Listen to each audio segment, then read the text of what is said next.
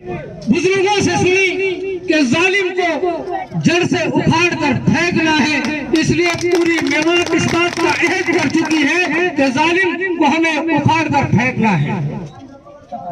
सबसे पहले मैं आदरणीय श्री दीपचंद खैरिया जी को इस बात की बधाई देता हूं कि मैनेजर सिफात खान साहब ने जो बात कही वो बिल्कुल सत्य थी कि हम कई मर्तबा सामाजिक मसले जो होते हैं बड़े बड़े, उन पर भी हम एक मंच पर बैठने में कई मर्तबा हम साथ नहीं हो पाते।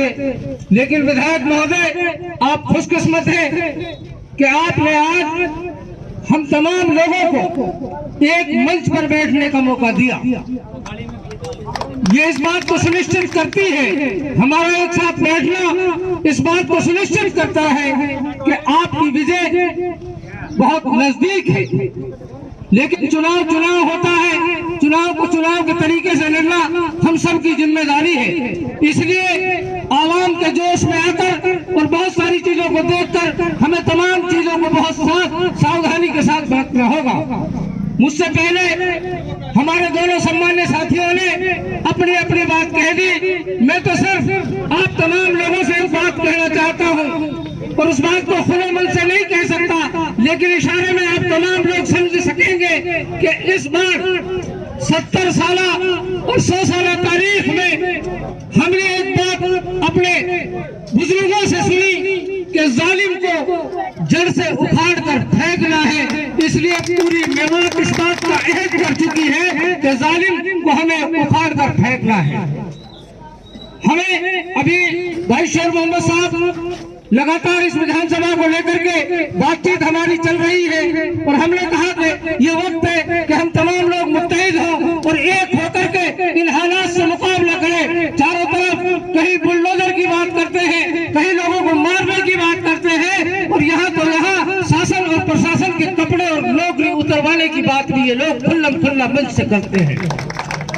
इसलिए जो लोग कानून की परवाह न करते हो, जो लोग संविधान की परवाह न करते हो, जो लोग संविधान को जलाना जानते हो, वो संविधान को हरगिज़ बता नहीं सकते। इसलिए मैं आप तमाम लोगों से ये निवेदन करना चाहता हूँ कि आप तमाम साथियों को बहुत मजबूती के साथ उन तमाम साजिश वाली ताकतों को, भारतीय जनता पार्टी को तो आपको जवाब देना ही देना है, लेकिन भारतीय जनता पार्टी के साथ जो और लोग साथ गांठ किए हुए हैं, जो तरह तरह की बहकाने की बात करेंगे, भटकाने की बात करेंगे, उन लोगों के बहकावे और भटकाने में आप लोगों को नहीं आना है और मजबूती के साथ दीपचंद खैरिया जी का साथ दे करके उनको कामयाब बनाना है। जैसा कि सदर साहब कह रहे थे, मैं इस बात को फिर दोहराना चाहता हूँ कि वैसे तो दीपचंद खैरिया जी के साथ बातचीत करने के लिए मेवात के किसी भी व्यक्ति को मध्यस्थता की आवश्यकता नहीं है। सीधे हमारे लोग जाते हैं, सीधी बात करते हैं, वो सच्चे मन से और साफ गोई के साथ उनकी मदद करते हैं। लेकिन एमएलए साहब, इस बार आपका कार्यकाल रहा और आगे आपका कार्यकाल रहेगा। हम उम्मीद करते हैं कि इस बार मेवात में जितना आपने किया है उससे 4 गुना ज्यादा आप हमारे बच्चों के मुस्तकबिल के लिए काम करेंगे। डॉक्टर एपीजे अब्दुल कलाम ने अपनी एक किताब में लिखा था कि दुनिया 3 हिस्सों में बटी है। पहले वो लोग शासन किया करते थे जिन लोगों की बाजुओं में ताकत होती थी।